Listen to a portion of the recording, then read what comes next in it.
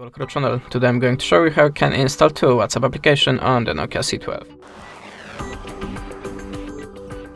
So in the first step we have to open the Play and go to the WhatsApp.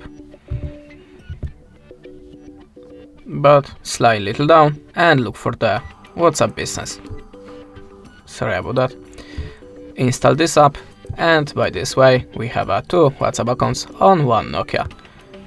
That was the first method, now the second one, so open the Google Play Store again and look for the Dual Space app. Choose one of them, I previously installed that one, so we can launch it. Choose agree and continue. And allow permissions to the files. Now just open the WhatsApp icon and hold process starting automatically, and now we are creating the next WhatsApp application on this phone. That's it. Thanks for the watching, leave us a subscribe, a comment, and goodbye.